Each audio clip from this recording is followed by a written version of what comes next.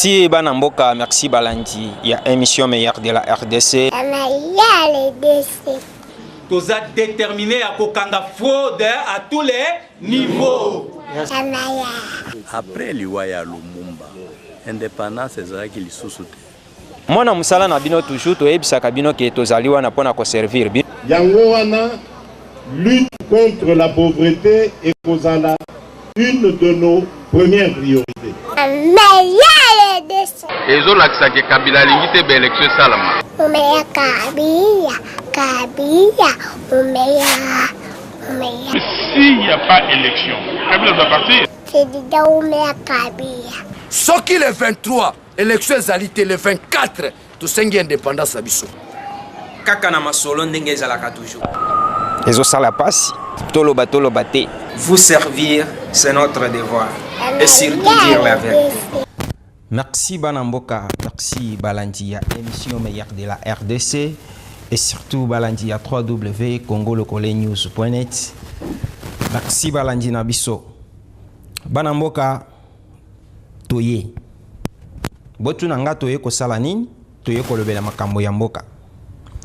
Et depuis mikole uti koleka, bozana kati ya komona lolenge, tozana kati ya kokita bisika na bisika, na lolenge ya kolakisa bino makambo nini eza na kati ya kotambola na kati ya mboka na biso, et surtout mosala nini eza na kati ya kosalema na sensa oyo ezali Conseil national ya suivi ya accord oyo esangisi bana mboka nyonso na kati ya mosala ya mboka. Depuis mikole uti koleka bana mboka tozola kisabino lolenge misala eza na kati ya kosalema. Bomoni ke mwana mboka Joseph Olengankoi asundola ki ou bien asundoli bureau aboyi ko fanda na ba bureau climatisé alobi bisalu me banda. Hein? A koti penza na musala abimisi penza bwanya nyonso po ayeba na kolakisa ke volonté ya ko servir mboka ezali. Yango bomona ki la fois passée tolekaki tolakisaki bino ndenge akendaki kokutana na mwana mboka Léon Kengo Wandondo kuna na bureau ya Sénat, et puis tolakisaki bino rencontre na ye na mwana mboka Adolphe Muzito oyo ye moko abimaki accompagné na bureau na ye mobimba, bakendaki kuna bakutanaki na mwana mboka Adolphe Muzito, et puis tolakisaki bino lisusu kaka mukolo wango lolenge a lembaki te akendaki ti na se ya mbula. Hein? mbula akenda ti epai ya Basango na centre interdiocésaine kuna na Senko bipai wapi bomonaki lisusu lolenge akendaki kokutana na Basango. Nyonso wana ezali nde na cadre ya koluka kimia na kati ya mboka, et puis ko permettre ke maponami eyeba na kosalema na mboka na biso na kimia, et passation pacifique ya pouvoir eyeba na komonisama. Ba belle initiative ya boye yango biso pe to soutenaka, parce que awa c'est le meilleur de la RDC. Tozolo bela pona malamu ya mboka. Là où il y a de belles initiatives, toza na kati ya ko soutenir ou bien tokoki kozanga te. Poto yeba na kola kisabino, modèle nini, lolenge nini, masolo eza na kati ya koleka, na kati ya mboka na biso. Alors lelo, bokomituna, eza lisusu nini, tozali lisusu awa na bureau ya Sensa, awa na Lukusa, bipai wapi, mwana mboka Joseph Olengankoi, le président ya Sensa, accordé audience na ba organisme mibale.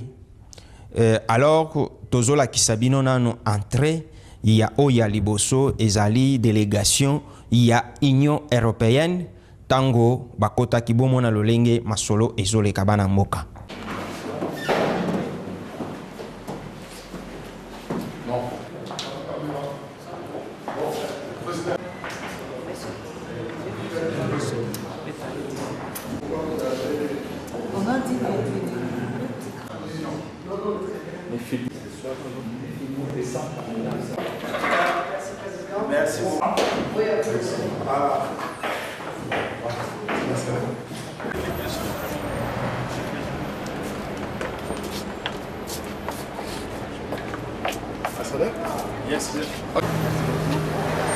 Merci bana mboka, merci balandi na biso. Bomoni lolenge audience ya baye Union Européenne eleki. Alors bokomi tuna masolo nini solo la makikuna na kati basololi na oyetali mapona mikati na mboka na biso et puis baye ko rejoindre option oyo mwana mboka Joseph Olenga Nkoy abandi déjà ya ko consulter ba partie prenante nyonso na kati ya maponami ba féliciter sagesse ou bien boanya ya mwana mboka Joseph Olenga Nkoy hein toloba te yo osepelaka bongo te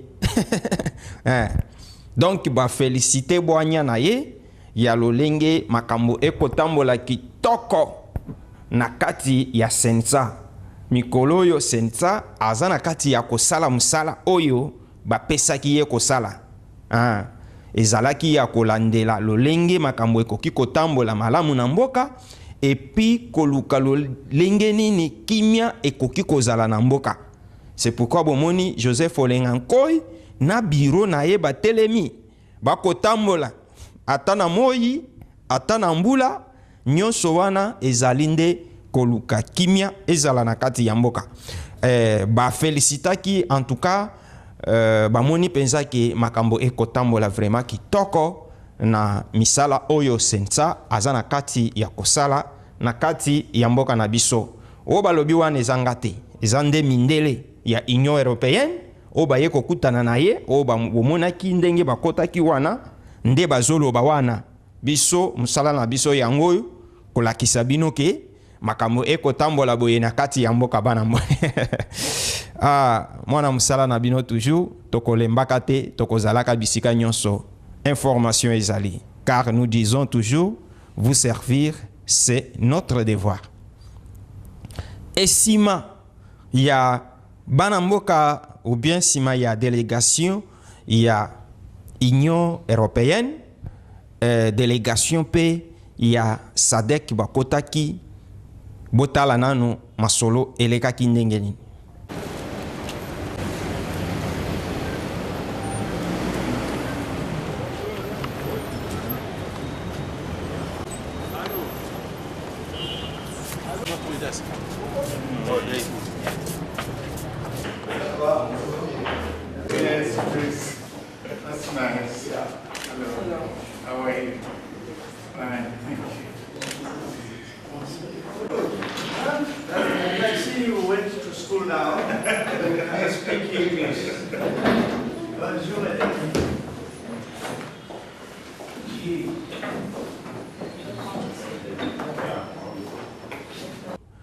Bomoni wana eza maintenant délégation ya SADC plutôt oyo bayaki lisusu kokutana na mwana mboka Joseph Olenga Nkoy po bayeba na koyeba lolenge nini makambo ekotambola et surtout na oyo musala munene asili kofongola ya kokonsilitaka ba partie prenante nyonso na maponami po kimia eyeba na kozala na mboka.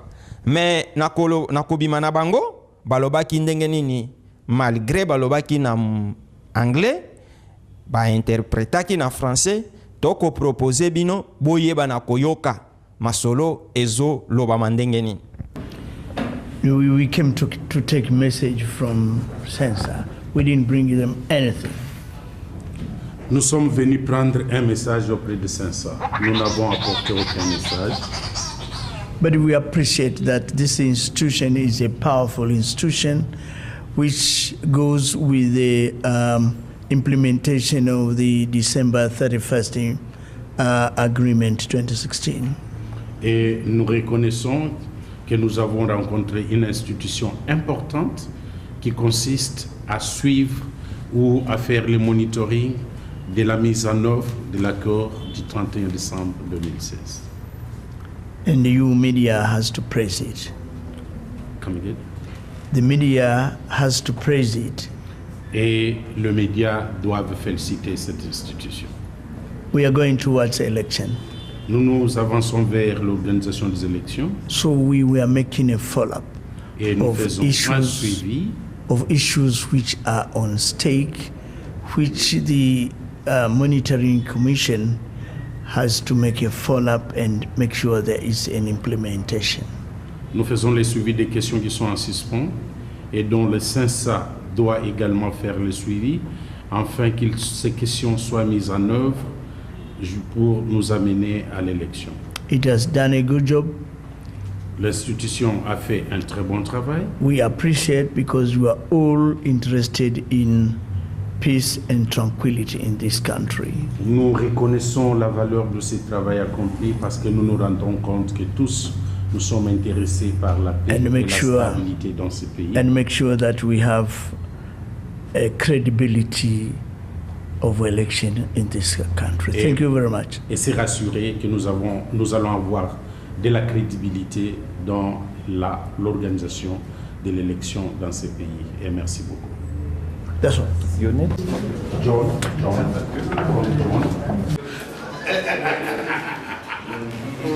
Voilà, Banamboka.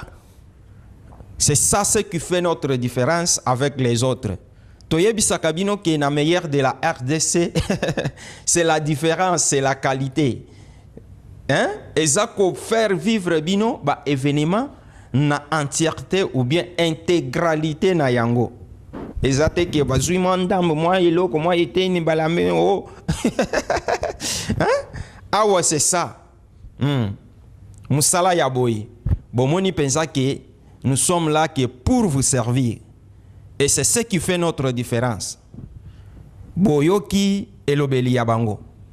Tango ngana lobaka, bino bolobaka alekisi. Mais oyo bazolo bawan.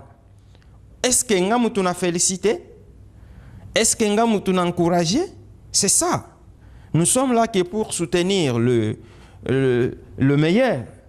Et pour encourager les biens. Et pour décourager les mal. Soutenir des belles initiatives. Poke kimia ezala makambo etambola kitoko mboka ekende liboso. C'est ce qui nous intéresse. Et surtout mikolo tozana kati ya kobeta sete sur la responsabilité. La responsabilité eza iloko bapesa ka n'importe qui te. Hein? Nde omoni la fois passée batu babanda ko wele la poste ngo on dirait nganazala. Est-ce que tala lolengi makambo ekotambola na senta? Na sagesse ya lolengi wana. Ce qui est là qui yo, olinga ozala na capacité, il y a kosala makambo na lolenge wana. Est-ce que toutes ces questions là, ils ont ba réponse nango na ba numéro d'avenir. Mobembo ezali mulai, musale suki awate.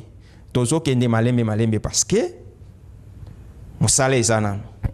Pona lelo to suki aw, je crois lobi tokoya lisusu pona kola kisabino lolenge makambo ekotambola na sensa. Pona oyo nyonso etali misala ya sensa tokozalaka na oyo nyonso etali ba information ya mboka tokozalaka. Voilà pourquoi tozo yebisa bino batu nyonso ya ba institution ya ba ministère hein bisika nyonso bozali numéro na biso ezali wana. Nous ne sommes pas là pona muntu moko ou pona individu moko ndenge bolobaka wana o alobaka mingi pona oyo alobaka mingi pona ba oyo. Non, nous sommes là pour tout le monde. Toponika à mon côté, majorité, opposition, pouvoir, tout ça. Hein? Société civile, église, Ozana et Loko ya bien, Olingi Bayokayo, Olingi information, et les kaki toko, Lolenge Bozana Kati ya komona ekole kakati na oisika, Bengabiso, numéro na biso ezaliwana. Nous sommes là pour vous servir. Tozabana misala. Hein? Nous sommes là pour vous servir. Et campagne yangoyo, olingi ba portrait ya bien. Olingi ba lobela li solo na yo na ndenge sengeli. Olingi ba présenter yo. Lokola meilleur. Olingi ozala consommable na batu. Les kana meilleur de la RDC. Ce qui ole kia wate ozate. En passant na pesi remerciement na mwana mboka Gidili Bisengo. Hein? Fongola ya funa. Candidate ya population. Hein? oyo eza bato oyo population ye moko balobi ke bokende to fuli bino eza te ke yo ofandi na yo na kwe na omonika lokoso ozwa penza sentiment to nini ya ko servir mboka te po omonika baninga bazokende bazozwa badi mbala moko bopona ngai hein Gidjili Bisengo mwasi kati na basi hein candidate ya bana funa mama député national naso benga ye député national parce que masoleza ya kofanda hein wana population ye moko muntu bamoni balit ba effort aza ba souci aza nango pona population nde balobi tokende zala deja mupanzi wana po oyeba na kolobela biso nazoyebisa bino ke na funa nazoyebisa bino ke na funa ezaka na candidate moko mwana mboka Gidjili Bisengo oto bengi fongola ya funa na compte ya presse congolaise botikala malamu tosukiawa. Merci bana mboka, merci balandi ya émission meilleure de la RDC. Toza déterminé à kokanga fraude à tous les niveaux. Après Liwaya Lumumba, indépendance ezalaki lisusu te. Mwana musala na bino toujours toyebisaka bino ke tozali wana pona ko servir bino. Yango wana lutte contre la pauvreté et kozala une de nos premières priorités. ezolakisa ke Kabila alingi te baélection esalama.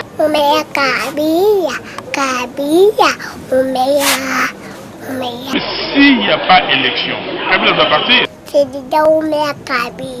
Soki le 23, élection ezalité le 24, tosengi indépendance abiso. Kaka na masolo ndenge ezalaka toujours. Ezosala pasi, toloba te. Vous servir, c'est notre devoir. Et surtout dire la vérité.